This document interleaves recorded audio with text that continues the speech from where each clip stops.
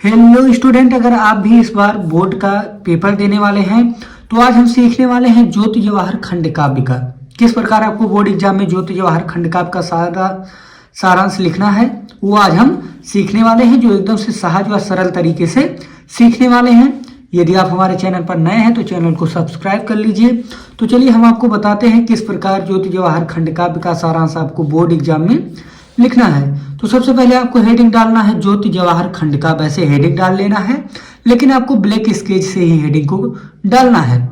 इतना डालने के बाद आप लिखेंगे श्री देवी प्रसाद शुक्ल राही द्वारा रचित ज्योति जवाहर नामक खंड काव्य के नायक पंडित जवाहरलाल नेहरू हैं। यानी ये जो ज्योति जवाहर खंड काव्य लिखा गया है वो देवी प्रसाद शुक्ल राही द्वारा क्या किया गया है, लिखा गया है। और इस खंड काव्य में पंडित जवाहरलाल नेहरू का क्या किया गया है, चरित्र चित्रण किया गया है। यानी नेहरू जी का चरित्र चित्रण किया गया है इस खंड काव्य में, जो इस प्रकार है। इतना आपको हेडिंग डाल करके इतना लिख लेना है।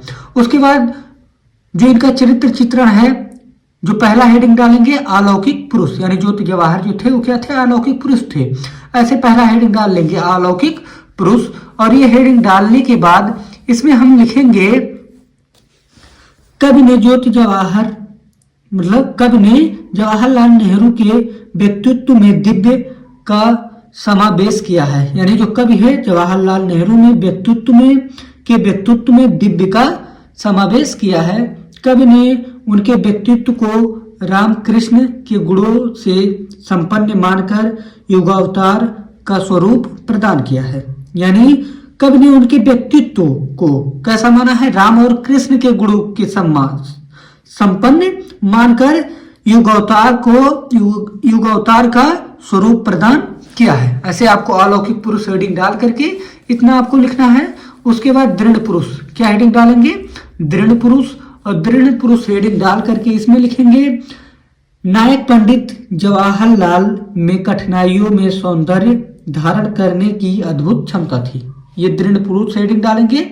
उसमें क्या लिखेंगे कि जो पंडित जवाहरलाल नेहरू हैं उनके अंदर कठिनाइयों में धैर्य धारण करने की अद्भुत क्षमता थी।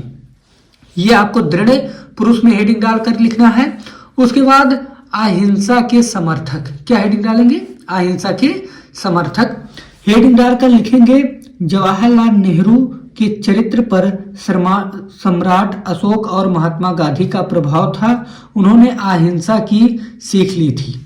और उन्होंने क्या ली थी, अहिंसा की सीख ली थी। यानी जो पंडित जवाहरलाल नेहरू हैं उनका जो चरित्र है कैसा था, अशोक और महात्मा गांधी का प्रभाव था। उन्होंने अहिंसा की क्या ली थी, सीख ली थी। इसी प्रकार आपको क्या करना है, तीसरा हेडिंग डालना है।